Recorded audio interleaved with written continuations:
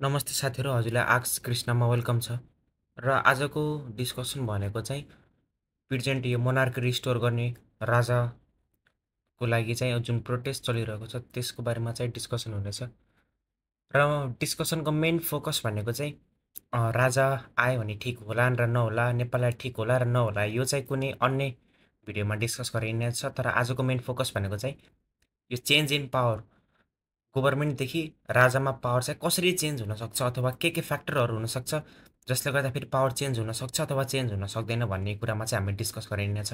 पहिला हामीले बुझ्नुपर्छ पावर कन्ट्रोल चेन्ज हुनु भनेको के हो। पावर कन्ट्रोल चेन्ज हुनु भनेको चाहिँ कुनै पनि कन्ट्रीमा गभर्मेन्ट छ भने त्यो गभर्मेन्टदेखि अर्को गभर्मेन्टमा पावर कसरी चेन्ज हुन्छ, अथवा त्यो गभर्मेन्टदेखि राजामा पावर कसरी चेन्ज हुनसक्छ, अथवा राजा छ भने अर्को राजामा पावर कसरी चेन्ज हुनसक्छ, अथवा राजा छ भने राजादेखि फेरि गभर्मेन्टमा कसरी चेन्ज हुनसक्छ। हो, यो पावर डाइनामिक